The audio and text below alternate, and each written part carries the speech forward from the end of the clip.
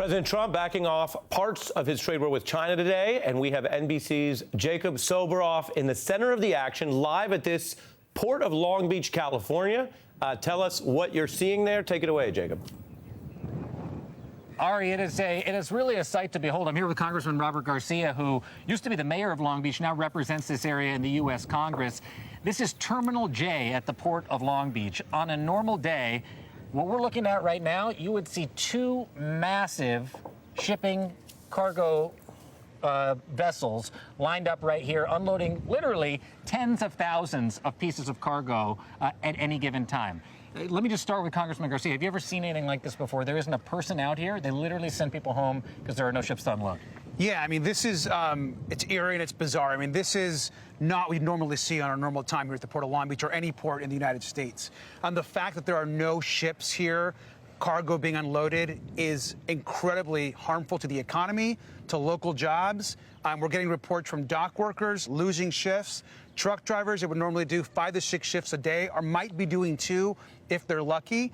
And the reality is at no time during the year would you see an empty, essentially, place for these ships to call. It's crazy. It's basically a ghost town. And let's take a walk, Congressman. All right, what I want to show you, and what the Congressman has seen many, many times before, is that on a normal day, on any given day, not only would you be looking at what the Congressman just described, but we would probably be getting run over by a truck right now, walking where we are, isn't it? Yeah. I mean, it's fair to say, right? This area is constantly pumping. So you don't see this. This is not what the port would normally look like. I mean, at any other time, any other day, you'd have trucks coming in and out of these corridors, parking, loading. You'd have ships out here loading the cargo from all the cranes.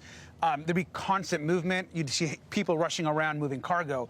To see this is the damage being done by this tariff policy. This is real, and this is going to impact every single community across the country. I like the way that you put that, the damage being done, because I want to show you guys something else over in this direction. If you take a look at the shipping containers, Congressman, over here, it's very clear what we're looking at. It says China Shipping, Costco Shipping, another company that comes from China. What Mario Cordero, the director of the port, was saying to me earlier today is, even though the tariffs have been given this reprieve, that it's down to 30% from 145%, there's a couple things that we still need to think about. Number one is we don't know what's going to happen after this period is over. Number two is there's a lot of exports that still are having these types of restrictions placed on them as well. And I think one of the best ways, and please feel free to share your thoughts, to know this is come and take a look at this, guys.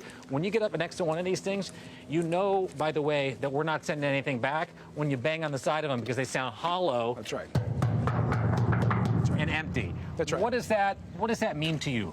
No, I mean, look, what it means is that, first of all, the tariff policy, regardless of what happened today, is causing major chaos. I mean, the supply chain empties. The impact is not just what we're importing from China. It's small businesses here in the United States that are trying to export goods. So normally, a container like this, we would send back over to Asia full of American goods. But because there's reciprocal tariffs, because there's all these new rules imposed, and most importantly, because there's no consistency. So no small business owner, no worker, no one knows what to expect. Even with today's announcement, which is a step in the right direction, no one knows what to expect, and that's the biggest issue in trade. Same question for you. Let's just take one more look out here, because I can't reiterate this enough, Ari. You don't see the Port of Long Beach looking like this. I don't think in our lifetimes, COVID was a unique situation, but after COVID, you had ships stacked up. People were clamoring for this type of product to be coming in after that initial pause. This pause is entirely, it's not biological. This is man-made. Your thoughts for President Trump? Same question I asked Mario if he's watching us right now. Yeah, I mean, look, I think what's really important people need to understand is 40% of America's goods, all the things that we consume, come out of the ports of Long Beach and Los Angeles. 40%.